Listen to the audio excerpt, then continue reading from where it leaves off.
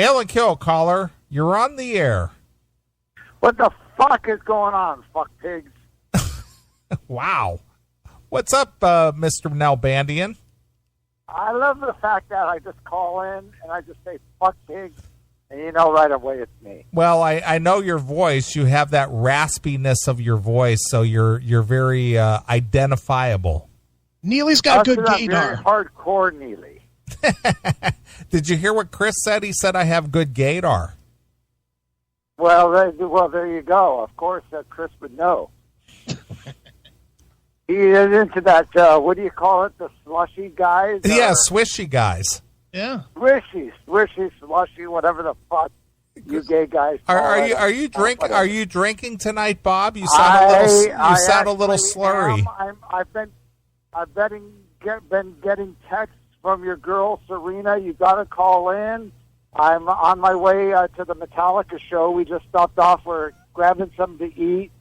And we're in Oakland right now, and going to the Metallica show at the Fox Theater. So, are you packing, Bob? Are you packing? Being that you're in Oakland tonight? Well, you know it, dude. You know I'm a hardcore gangbanger. You know how I roll, dude. I don't fuck around. That's right. This is actually the trendy hipster part of Oakland, I would say. So. Hey, Bob, did you happen to go out last night and catch the Death Angel show? No, I wanted to, though. A lot of people have been talking about that. I know they played at Slim's, and they're actually playing tonight again at Slim's. Yeah, but, I was just curious. You know, I'm trying to find somebody that saw Dress the Dead, which is Craig Locesero's new band. I want to hear what that's like. I know. I've been following him. I heard he's got a great new band. And isn't it the singer from The Haunted? It is Peter Dolving. Peter Dolving from The Haunted. Yeah. No, I really want to see them because I love Craig's. I loved his bands. Have you checked out Spiral Arms? Yeah, dude, that was my album of the year 2 years ago. I love Spiral Arms. Yeah, they're great. I saw them live, back in, must have been like 3-4 years ago. And yeah, I love Craig. He does some great shit, you know, and I'm really glad to see that he's got a new band again. I'll definitely check him out eventually, but I just didn't have a chance to see him last night. Yeah, I hear you. Well, Bob, tonight is the last live show of 2016, and it's only fitting that you're a part of it in a live format here. So do you have any recollections, any thoughts, anything that you want to impart to the fans about the Classic Metal Show and the end of the year? Wow, putting me on the spot, Mr. Neely, about the Classic Metal Show. Jesus Christ, I can't think that far back. Come on, I've already had a few drinks. What are you trying to do?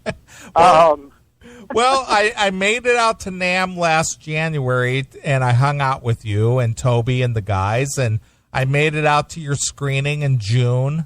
I was able to be a part of that. I've seen you twice in person, and I've yet to meet with the famous Chris Aiken, but hopefully we're going to meet up and, get together with the Bay Boys before they get totally disbanded from the beaches of Lenata Bay. So, but are you going to be, I'm hoping you're going to be coming to NAMM. Dude, hook up with Don, get your goddamn NAMM passes, let's get this thing situated. Really? And stop sending gay website links to my friends. Did you hear that story, Chris? I thought it was kind of funny. I'll tell that story here, Bob, unless you want to tell them. No, go ahead. I'm too drunk to tell it, but I just thought it was pretty hilarious. All right.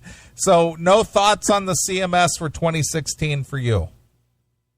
Well, going back to the shows, I'm trying to think of the shows that happened over the last year. Well, you don't have to. You don't have to name any particular segment or show. I just want your personal take on the show. Has it been a good show this year? Absolutely. I think the CMS is always growing, and you always get new callers, and a lot of diversity of people calling in. I like the. Not my buddy Toby, but you got a guy Toby from I believe Britain, and It's funny because your callers, they kind of come and go. You see them.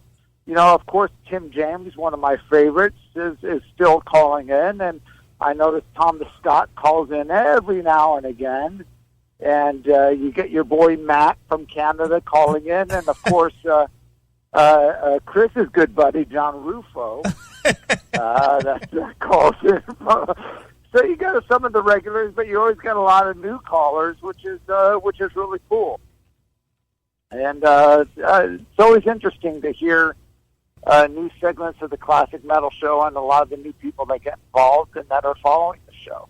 Sure. Well, let me ask you something about you, Bob. What happened to you last week? Where the hell were you? And you dialed the show, and then you said Neely Wheelie, and then you hung up, and that was the last we heard of you. What the hell was going on with you?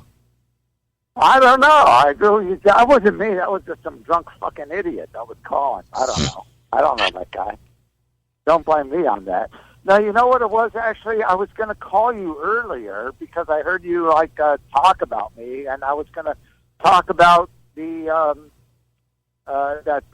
Inside Metal is debuting on Access TV tomorrow night. And I remember you had called me, and I think Serena said text, you should call in. So I tried calling in, and the line was busy, and it kept getting busy, and I just said, fuck it.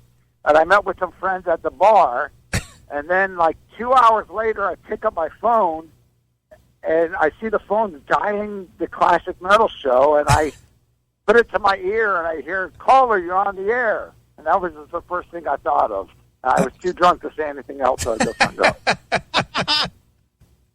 Well, Bob, it sounds like you're living the life. Can you give us any kind of an update on your current, documentary series and where you're at, and what can we expect in 2017? Well, we're going to definitely have the two different documentaries coming out on the Inside Metal, the Rise of LA Thrash Metal, which we're editing now, and, of course, the San Francisco, Inside Metal San Francisco, which, of course, will feature two fuckers by the name of Neely and Chris Aiken, amongst other people, but they're the most important people, obviously, that's going to be featured in this.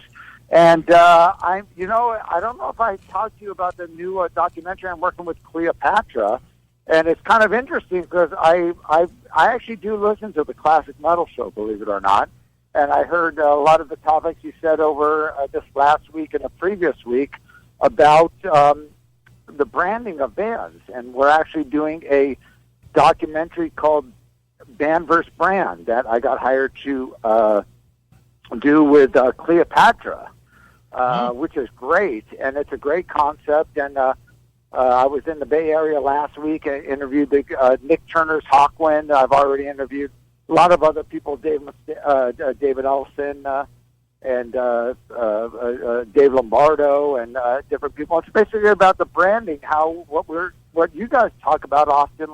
It's a big topic about how branding has become more important than the band members itself. And so that's another documentary that I'm working on.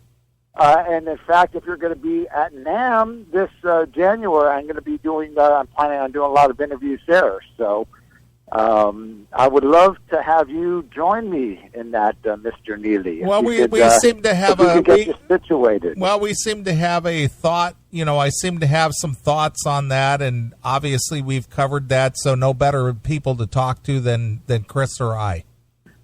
Absolutely. Well, if I see you in person in January, we could. I'm going to have my camera guy there with me. We could definitely get you, and then if we could get Chris maybe to do the same thing he did last time, with Mr. Rob Kern doing some stuff. I'd love to get your views on it because it's definitely an interesting topic and something, especially nowadays, where it's become more prevalent than ever. Than not just with classic bands, but as you discussed, you're seeing a lot of it with the '80s bands, with bands like Rat and Quiet Riot and whoever else, where there's just one band member carrying on the name. And so, yeah, I definitely have to get your views. Right. Well, we're cutting edge, Bob. We're ahead of the curve. Well, I wouldn't go that far there, Neely, but you're doing all right. Well, Bob, enjoy your Metallica experience tonight. Hopefully it's a good show. Where are they playing tonight, Bob? They're doing the Fox Theater. They did L.A. a couple nights ago, and they're doing it's like a private event or like a charity event they're doing. Okay. And it's a small theater. It's like I believe, from what I understand, it's like a 1,200 seater. Wow, that's small. And Metallica have been really great to me, and they hooked me up with tickets. So I'm here with a few friends, and we're having dinner, and we're right down the street from the theater, and we're going to walk on over in a few minutes. So it should be a fucking great show. I'm really looking forward to it. I talked to a couple of people that saw him in L.A. Because, as you know, I'm in the Northern California area now, so I'm seeing them here in Oakland. But people in L.A. said it was a great show. So sure, I had the chance. Awesome.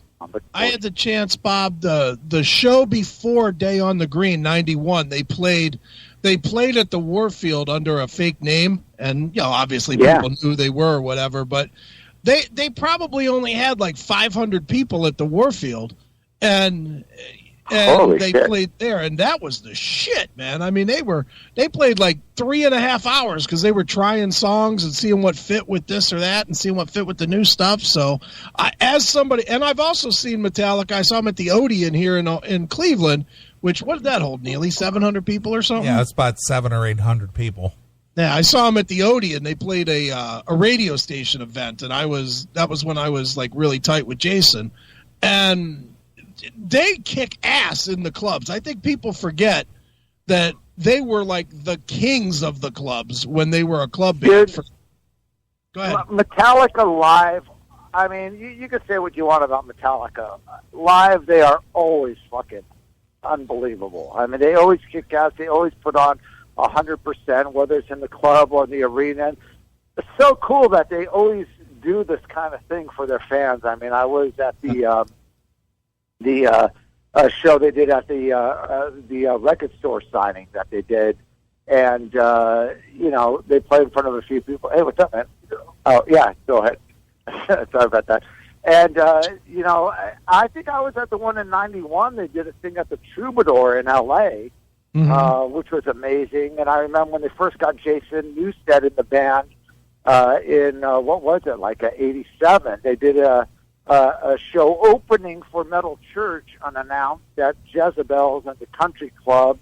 Wow. And it was small clubs. And they always do that thing, which I think is great. And they continue to do that. And, of course, they did the 30th anniversary. I was at those shows here at the Fillmore, which was a small venue. So, I think that's awesome. I think that's really cool that they continue to do this. And like I said, and I saw them at the halftime show they did at the AT&T Stadium, sold out stadium, must have been 30,000 people or so. And just fucking awesome. I mean, they still bring it. I mean, it's great. So I'm totally looking forward to tonight. It's going to be a killer show. I'm very glad that they've stopped doing the acoustic bullshit that they were doing. That's the only. I'm with you. Metallica, when they're on their game, nobody can touch them live. No one.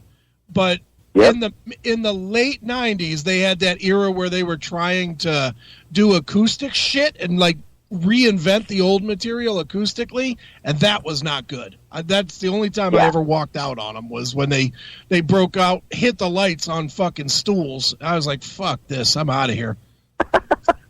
Yeah, I mean, there was a time, I think a lot of the bands were kind of trying to figure out what the fuck, I mean, a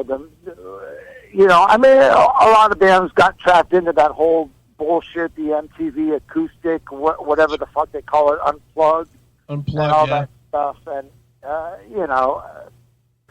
it is what it is. But the fact that they're back on game and they still kick ass live, I think they had to go. They realize where they're at, and they realize where their fans, what they want to hear, and the new album's awesome, and I think they're back on game. I always say this with so many of the thrash bands. Whether it be Metallica, Megadeth, Testament, Death Angel, Anthrax. I think these bands are sounding better than ever now. I mean, they're all back on game, which is so great. I mean, there was a period where a lot of them, there was, they kind of broke up, they got this and that, but now they're going stronger than ever. And you're seeing all these other bands that, you guys discussed, a lot of the 80s hair bands and whatever that's going through, all this drama and bullshit, the Rat bullshit, the Queensryche bullshit, all this stuff, But the thrash bands are just really sounding better than ever, and just still delivering live and on record. I mean, the last few records by all those bands have been amazing, and I think it's awesome. I think it's great. Well, speaking of that, your good buddy John Bush put out their live record this week, that Armored Saint. That fucking kills, man. Great. Dude, Armored Saint is another band that fucking rules. I heard that you that Neely saw them the other day with Queensryche. I did. I saw them a week ago Friday, Bob, and they slayed as always. Yeah, I mean, dude, Armored Saint, again, they're the shit. They're the real deal. They've been at it for so long and always deliver to the fans. And can you deliver, Bob? So great. Can you deliver? Can you deliver? And they certainly do deliver. I saw it last Friday. Well, Bob, being that we're at the end of 2016, any new CDs that stood out for you this year particularly?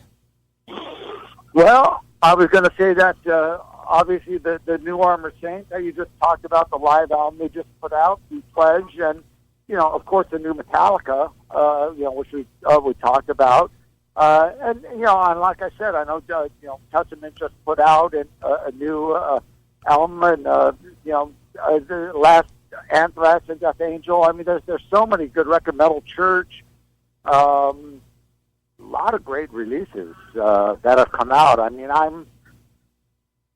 haven't been too involved in a lot of the newer bands that come out. I mean, I get the links and the digital links to a lot of the stuff. There's a lot of great new stuff and a lot of great classic stuff coming out.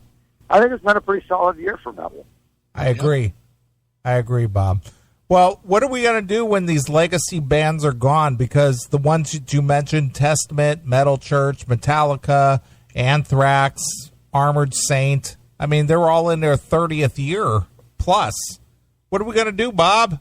Where's the good stuff? I'll tell you what we're going to do, Neely. We're going to get all the Neelyophiles. We're going to get all the Chrisophiles. Wait, not the Neelyophiles, the Neelyphobes.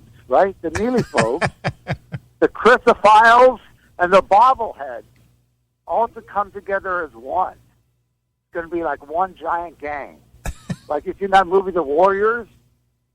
It's like going to be one giant gang, metal gang, and we're going to take over the world. That's what we're going to do.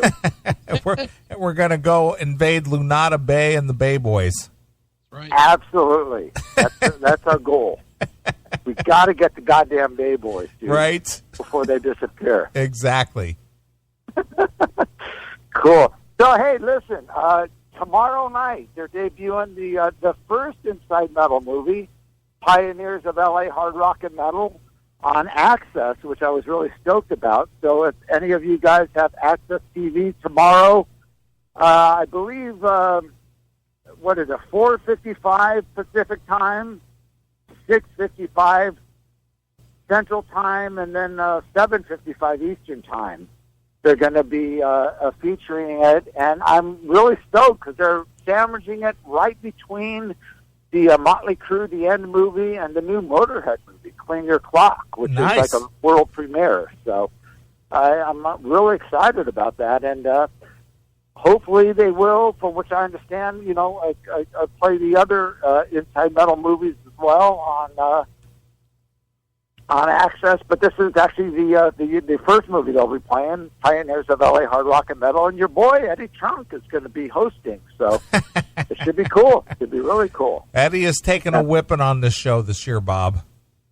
I've heard that, and you know what? I'm going to say this, dude. It's funny because people think like I'm like in competition with Eddie Trunk, and I've always said I love Eddie Trunk.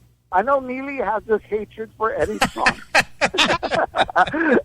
as we all know, and whatever. But I remember when Eddie was first on VH1, even before that metal show, when he was doing, like little interviews with like Brian Johnson and Angus Young, when he first started on the VH1, I'm going, finally, they got a guy that actually knows metal doing this. So I'm a fan of Eddie, and Eddie's been really cool and real supportive, and, so I got no I think everyone comes to me as like, oh, dude, what are Eddie Trunk? Oh, you should be doing this. It's like, no, Eddie does a great job of what he does, and, I'm all for it. So there's no competition or no, You're right, Bob.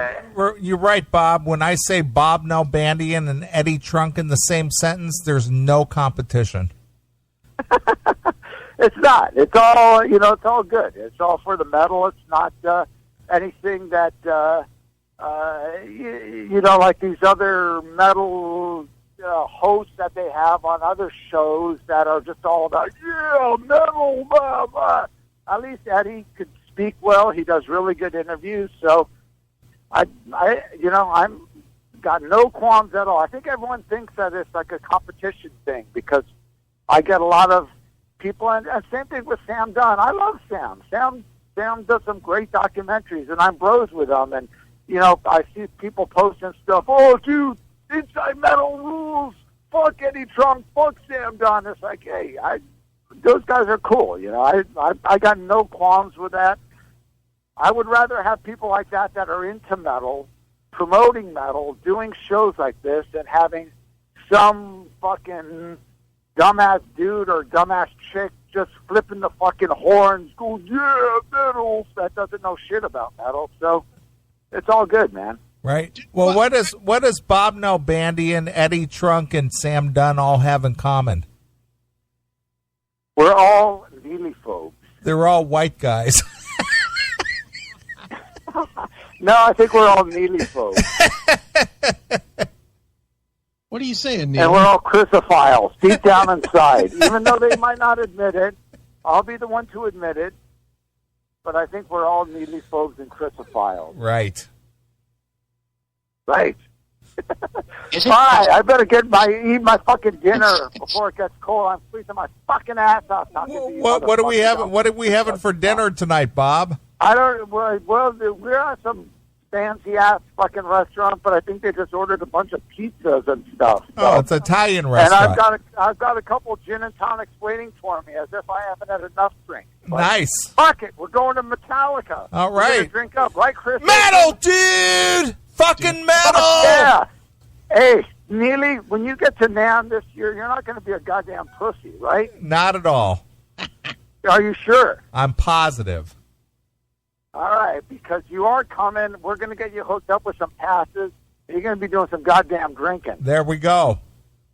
There you go. Right, Chris?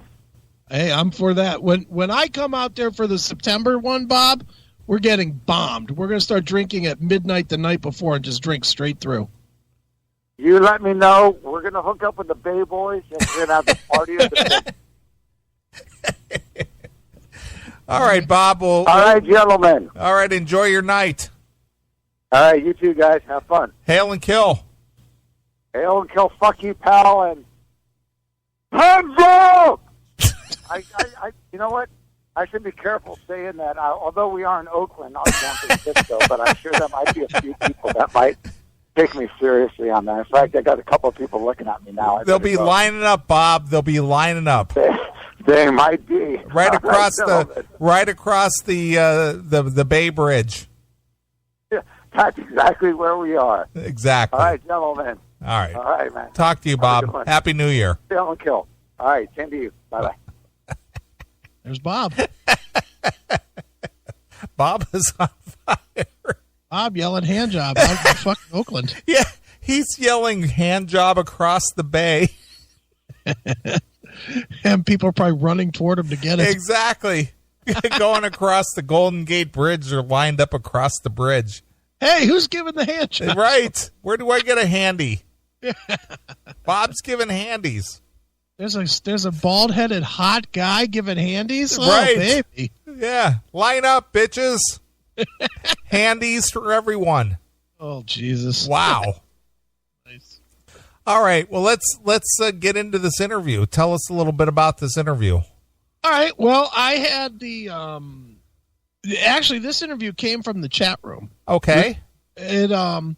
Norse from the chat room and a couple other people one night this is about 2-3 months ago, and somebody asked me about interviewing Terry Glaze. Okay. From Pantera. Sure.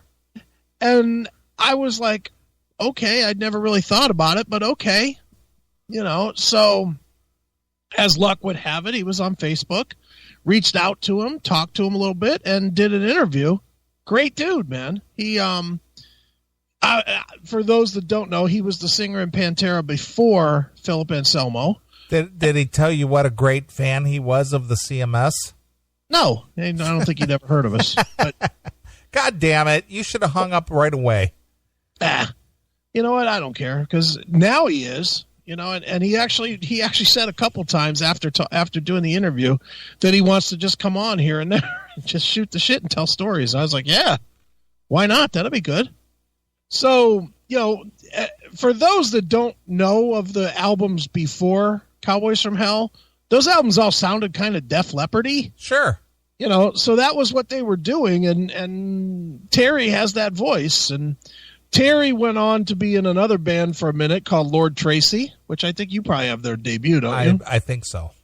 And now he has a new band called Raised by Gods, which is also good. And there's an interesting story behind that as well, which we'll get into in the interview. But good dude, and he definitely told some pretty good Dimebag stories. So sure. I was like, yeah, this is good for the show. So at a rare time that I took a request from the chat room and actually made it happen. So chat room, those that wanted this, here it is. All right. Well, what are we kicking off here with? What did we kick off with? The In Over My Head?